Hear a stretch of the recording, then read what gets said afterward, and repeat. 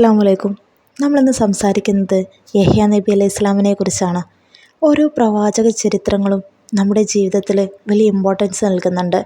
ചരിത്രങ്ങൾ പഠിക്കുന്നതിലൂടെയാണ് നമ്മൾ ആ ശൈലികളും പ്രവാചകരുടെ പെരുമാറ്റ രീതികളും സ്വഭാവങ്ങളും നമ്മൾ അറിയുന്നതും അത് നമ്മുടെ ജീവിതത്തിലേക്ക് പകർത്തുന്നതും.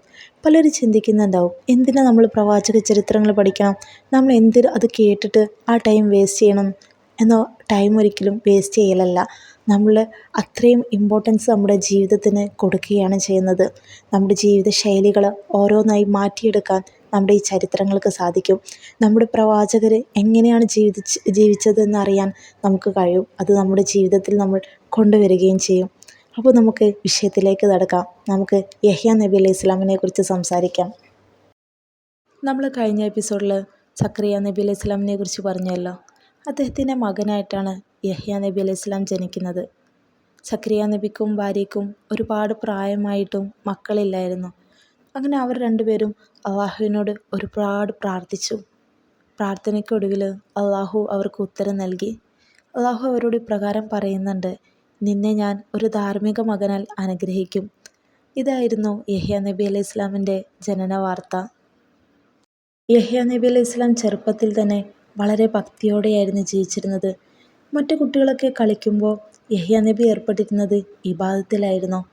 മറ്റുള്ളവരെ വേദനിപ്പിക്കാതെ, ആരോടും അഹങ്കാരം കാണിക്കാതെ, ഭക്ഷണത്തിലും ജീവിത രീതിയിലും വളരെ ലളിതവും വിനീതവുമായിരുന്നു അദ്ദേഹത്തിൻ്റെ ജീവിതം. മറ്റുള്ളവർക്ക് ഇഷ്ടപ്പെടുന്ന ഒരു ജീവിത ശൈലിയായിരുന്നു അദ്ദേഹത്തിന് ചെറുപ്പം മുതലേ ഉണ്ടായിരുന്നത്. കുറച്ച് കാലങ്ങൾക്ക് ശേഷം അള്ളാഹു തആല യഹ്യ നബി അലൈഹി ഇസ്ലാമിനെ പ്രവാചകനായി നിയമിച്ചു. അദ്ദേഹം തൻ്റെ ജനതയെ സത്യത്തിലേക്ക് വിളിച്ചു. എന്നാൽ ചില ഭരണാധികാരികൾക്ക് ഈ ഉപദേശം ഇഷ്ടപ്പെട്ടില്ലായിരുന്നു. ഒരു രാജാവിൻ്റെ അന്യായ വിവാഹത്തെ തുറന്നു പറഞ്ഞതിനാലാണ് അദ്ദേഹം കടുത്ത വിരോധം നേരിട്ടത്. അവസാനം യഹ്യ നബി അലൈഹി സ്വലാം ഷഹീദായി. ഇതായിരുന്നു യഹ്യ നബി അലൈഹി ഇസ്ലാമിൻ്റെ ജീവിതം. അദ്ദേഹത്തിൻ്റെ ജീവിതം നമ്മെ പഠിപ്പിക്കുന്നുണ്ട്, സത്യത്തിൽ ഉറച്ചു നിൽക്കണം, അള്ളാഹുവിൻ്റെ കൽപ്പനകൾ പാലിക്കണം, എന്തെങ്കിലും നഷ്ടമുണ്ടെങ്കിലും തെറ്റിന് മുന്നിൽ വഴങ്ങരുത്. ഇന്ന് പലരും ആഘോഷങ്ങൾക്കും പരിപാടികൾക്കും വേണ്ടിയിട്ട് അള്ളാഹുവിനെയും ഇസ്ലാമിനെയും മറക്കുന്നവരാണ്.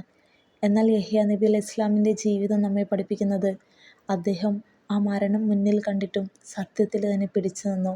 അത്രയും അള്ളാഹുവിലുള്ള വിശ്വാസമാണ്. അള്ളാഹു നമുക്കും അവരെ പോലെ വിശ്വാസം മുറുകെ പിടിക്കാനുള്ള കഴിവ് തരട്ടെ. ഇനി നമുക്ക് മറ്റൊരു എപ്പിസോഡുമായിട്ട് ഇൻഷാ അല്ലാഹ് നാളെ കാണാം. ഇതുപോലെയുള്ള പ്രവാചക കഥകളും ചരിത്രങ്ങളും കേൾക്കാൻ താല്പര്യമുണ്ടെങ്കിൽ ഈ ചാനൽ ഫോളോ ചെയ്യുക. കൂടാതെ നിങ്ങളുടെ നിർദ്ദേശങ്ങളും വിമർശനങ്ങളും കമൻ്റായി രേഖപ്പെടുത്തുക. അസ്സലാമു അലൈക്കും.